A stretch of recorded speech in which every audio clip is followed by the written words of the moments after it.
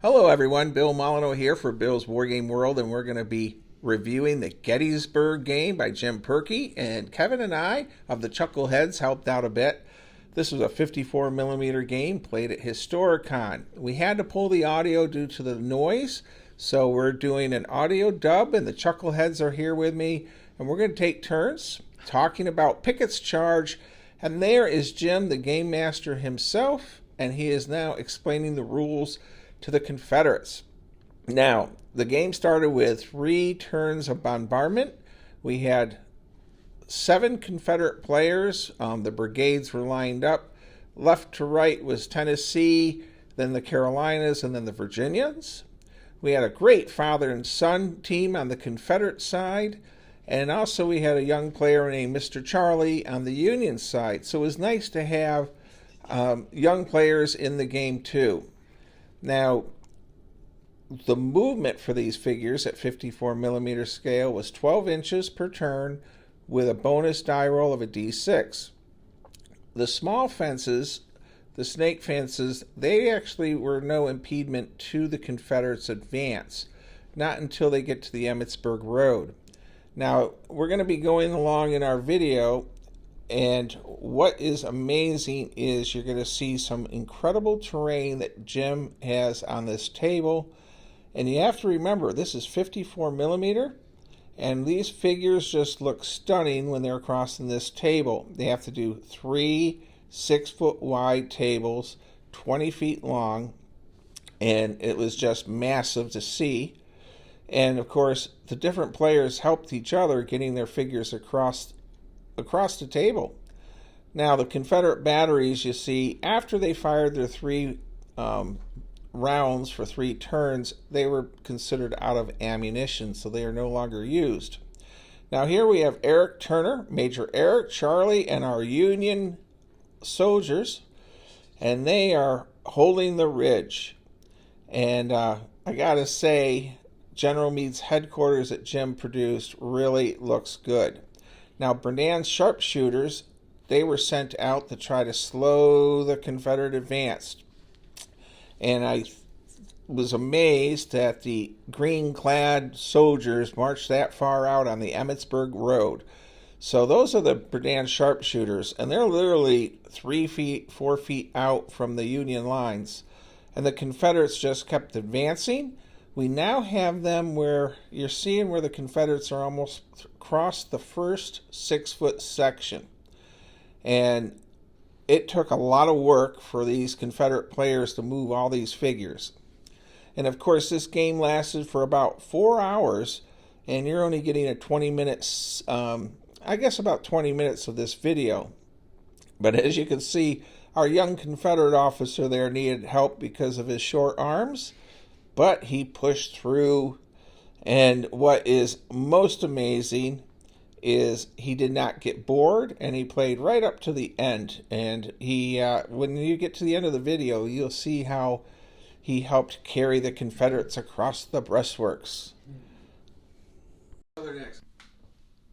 As in initial Confederate moves run into a thin screen of Union sharpshooters, but undaunted, they march on across the field of death. The Union lines are formidable, many artillery guns, and young generals who wave friendly. We see that the Union lines are ready. They're waiting silently, just almost silently. Actually, they were shooting, but they were missing a lot. The Confederates continue to march across the table. The Unions send a foray of Zouaves out for nobody knows why, really. But they turned around and came right back. But the Union is waiting there, grim as death, for the Union to come up. The 8th Michigan comes across the table to contest the passage of the Southern forces. They're just about there. They're nearing the Emmitsburg Road now. That is a major obstacle. They have to stop at the obstacle, and they can cross over, and then on the turn after that, they can advance. But it slowed them down, gave the Union a major opportunity to do major damage, but that failed to take place. The Confederates moved their last troops from their starting positions onto the middle table, where they are massing. The Union reacts aggressively, moving troops out of their reserves forward to contest the field with the Confederates. There's Charlie moving his troops up. He was very aggressive, but the little ones always are. The Union defenses are still very impressive, very formidable. I personally hold out no hope for Pickett and his division. But there's the little rebel, and he's helping muster the troops up towards the Emmitsburg Pike. That is the real dividing line between the armies. Once they cross that fence, they are starting to get into the real killing zone of the Union artillery and Union infantry. Berdan's sharpshooters are pushed forward to occupy the orchard behind the Cadore farm, to harass and snipe upon the Confederate right flank. But the rebels seem unconcerned, and they move on. They press on. Here they are, beginning to cross the Emmitsburg Pike. So far, up to this point, they've maintained very good order, but it will soon start to become a little bit disrupted by Union interference. But you can see the masses of troops that are involved in this. This is just an enormous spectacle of a game. It really is. And Jim is going to run it 4 times this weekend. Unbelievable. The amount of work involved in just setting it up. Hours to set it up. Then he's got to take it down and set it back up. Well, you can see that the Unions advanced some skirmishers along the fence to contest things with the Confederates and harass them more than trying to stop them. They're not trying to stop them as much as they are trying to harass them, slow them down, do a little damage. But the Confederates are relentless as the tides. They just keep coming. Here they are, closing up on the Emmitsburg Pike. Ooh, it's ominous. Here's a view from the rear of the Union lines. You can see Charlie's Zouaves. He's about to send them out on a little foray, but not yet. He's waiting for the right moment. Berdan's sharpshooters are in the orchard, sniping away, not hitting much, but they're making a lot of noise and annoying the Confederates, and that's worth something. Look at the mass passing over the Emmitsburg Pike. Well, there's there's the Union lines again. Something to see besides people's crotches. The lines are, again, as you see, they are just formidable. They haven't moved much. These are the Union lines, but they are very formidable. Lots of artillery, lots of infantry, lots of reserves. They seem impregnable. But still, the Southerners press on. Their lines become a little ragged. They're not as dressed as they were to start with, because as they cross the fences over the Emmitsburg Pike, they get broken up. Their formations lose some cohesion, but they press on. They're nearing now the point of no return, where they will cross over to the third table, where they will meet the Union defenses face to face. The Confederates surge on across the Emmitsburg Pike, heading towards their fate, which lies on table 3, where the Union waits silently for them to arrive. Silently because, again, their shooting is fairly ineffective. But on they come. The little rebel prepares to hoist his cap atop the yardstick, a la Almsted, as he breasts the crest of Cemetery Hill. Confident in victory, they come on, and the Union waits silently, occasionally firing ineffective shots at them. But they keep coming. There they are. You see them. They're nearing the end of table 2, the middle table, heading on to the base table of the Union lines. You see the masses there. It's just an enormous number of figures. I don't know how many figures he had. 4,000? 2,000 figures. 54 millimeter. I mean, it's the most impressive game you've ever seen. I've never seen anything like this game. And though I thought the Confederates should have 0 chance of winning this game, they press on anyway. And a lot of people wanted to be Southerners. I don't understand that either. But they keep coming. They're crossing the last units are now crossing the Emmitsburg Pike here, getting ready to make that final leap across the chasm between Table 2 and Table 3. And the fire rains down upon them. The Union makes counter moves to bring troops out, to be in position to fire into their flanks and to pick off the flank units of the Confederate line. And it does no good. They keep coming. They can't stop them. I thought more Confederate units would fail morale or something and, run away, fall back, rout, like they do in Bill's other his Pickett's charge game. But it didn't happen. They just kept coming. I didn't see any Confederate units run away that I can recall all day. The Union was aggressive and skillful in their defense, particularly on their right flank, where they ran out of many troops and roughly handled the Confederates opposite them. Skillfully running out, shooting, and coming back to within the safety of their own lines. But nothing stopped the Confederate tide. It just kept coming and coming and coming. Here the players are planning their final moves forward. It was a very well coordinated Confederate assault. Got to give them that. They all came in pretty much at once, and that stretched the Union defenses just as thin as they could. But they just kept coming. Here they are getting ready to make the jump. You can see the Confederate players are all standing in the gap between tables 2 and 3.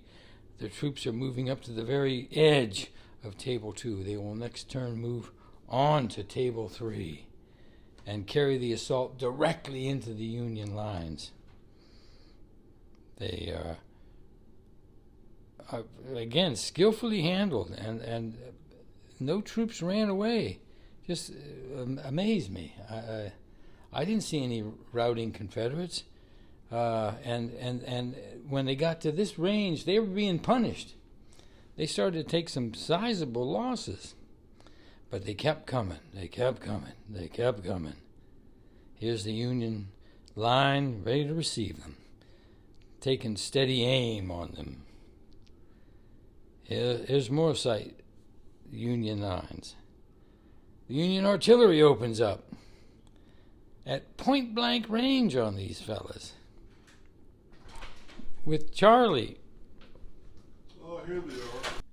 The Southern Army is moved from table 2 to table 3, and there's a strange interruption as HMGS officials come by to give Jim Purdy an award for putting on one of the most spectacular games of Historicon 2024. He receives a round of applause from all present and handshakes from the HMGS officials. A well-deserved recognition for Mr. Purdy's efforts. Back to the action. The Confederates are now on the main table.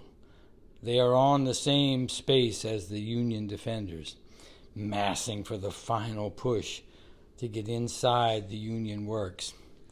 the Union Army licking their chops, figuring they are going to blast these seditionists right off the table. But, little do they know they are in for the scrap of their lives. The Confederates come on bravely. The Union meets them bravely. Blows are exchanged. Losses are taken. It gets ugly. It gets ugly. But they keep coming, and they come up over the wall. They reach the wall. They breach the wall in ultimately 3 places, and are declared by Mr. Purdy the victors. Woohoo! So, in Mr. Purdy's version of history, Pickett's charge is a success, though what they won is hard to say, since the whole 6th Corps is right behind the Union line. But nonetheless, they have the momentary satisfaction of having carried some of the Federal works. All in all, the Federals fought very bravely. The Dixiecrats fought very bravely. Everyone present had a wonderful time. And I think all would give Mr. Purdy a round of applause for his efforts in putting this game on. Here are some of the final moments. The rebels are up and over the wall, up into the Union works. And the Union is caught by surprise by the reappearance of masses of Confederates who they thought were dead. Showed up again from the second table. That was a surprise. I know no one on the Union side expected that. I'm not sure it was altogether legal, but it happened. You can't undo it. Anyway, here they are in some of the final moments. The Confederates are closing in. The Union stretched pretty thin, but still battling it out. Yeah, there you go. See? Look at that line of troops. Thousands and thousands of figures. Over 2,000 figures. 54 millimeter. Beautifully painted figures, too, I might add. All done by Mr. Purdy himself.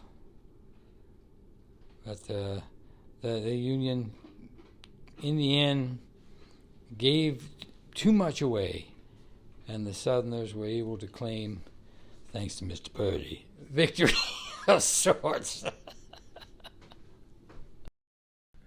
Well, our Confederate troops are now getting ready for their final assault, as Kevin was discussing. And as you can see, they are right up there, and the Union troops are faltering in some areas.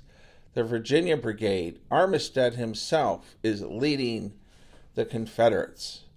For 1,000 fell where Kemper led, 1,000 died where Garnett bled, and blinding flame and straggling smokes through the works the remnants broke and crossed the works with Armistead. And there he is, Armistead getting ready to cross, the young man there, and there they are running over the cannons. Lieutenant Alonzo Cushing falls, and there he is laying dead at his 3-inch rifle. Now the Confederates are bursting through at 2 or 3 different points now. North Carolina troops are right there, heading into those 12-pounder Napoleons that the Union have. Now the Union troops on the right flank have swung out to try this attack, but our young man right now, our Confederate Johnny Reb, is advancing in the final assault, and it's quite amazing to see that the Confederates have withstand going over 14 feet of table, and our young man, little Armistead, has his hat on his yardstick screaming, "Over the works, boys, follow me." And what a great little player he was. And you can see the Confederates are now crossing the wall, and they're pushing the Union back. And it is just a huge Donnybrook. And I don't think the center is holding. The Zouaves are faltering. And as Kevin had said, you've never seen a spectacle like this. And there is General Armistead leading his Virginia boys right through the Union line. The Union Vermont regiments off to the right, the Union left flank, have faltered. And all across, the North Carolina regiments are crossing the stone wall and pounding into the Zouaves. The Zouaves are faltering, they're rolling their volleys, and they miss totally. The Confederates have held the left flank, and they are pushing on into General Meade's headquarters. It's starting to look bleak for the Union, and right now, Major Eric is on the far left flank with his Vermont boys, and he is saying that it looks bleak for him, and Armistead has crossed the works. Well, I don't know. It looks like it's going to be a Confederate victory after all. Guns are being overrun. The figures are being knocked over. And it is a massive, massive push for the Confederates. And I don't think the Union can hold. They are trying to readjust their lines right now. But it looks rough. And there they go, the Carolina boys.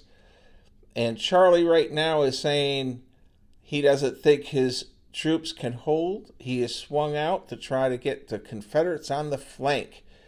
But there's just not enough Union troops to stop the tide. The Confederate Gray and Butternut are unstoppable at this point. The Zouaves have crossed the line to try to get on the flank, but the Confederates come on more and more. They just can't be stopped. It just seems like a never-ending title. And all of a sudden, Goober, the traveling bear, appears at the Cadore farm. And I don't know what in the world he's doing, but it looks like he is looking for the bourbon that might be hidden in the barn. So, that was a little bit of fun in the middle of our game. Well, it looks like that it probably is coming to an end. Yes, our Pickett's Charge game is just about over. The Confederates are going to be declared the winner. And we are going to turn this over to Walt Leach, our Commander-in-Chief of the Chuckleheads, to do the closeout video. Yeah, this is Walt Leach. And unfortunately, I wasn't able to see this personally, but it's the most spectacular game I've ever not seen. I do have to say about 54 millimeter figures, they are the one true scale, and you can see everybody at this table is playing because they bring out the little boy in all of us. It is such a pleasure to be able to move 10, 15, 20, or 2,000 figures. You just want to stop and look and just go, that's a real battle. And the whole issue that we always have is, what's the best set of rules? And Bill has found his own set of rules that he really likes called Gettysburg Miniature Soldier. And I know Jim has got a set of rules that he runs these games with, based a lot on a combination of what Bill has done in his rule sets and other rule sets that Jim has borrowed from. But it is truly a very satisfying experience to come to these conventions, to be able to push these figures, and just imagine being 8-year-old again playing a game. Well, next door to our Pickett's Charge game was a gigantic mummy pyramid game, and I had to zap this really quick at the end of our game. Well, here we are, Pickett's Charge, a Confederate victory, and I have to say thank you to all my Chucklehead friends. We had Walt, our great commander of the Chuckleheads, Kevin doing his southern accent, and Mike, who was here helping with the audio, giving his critique.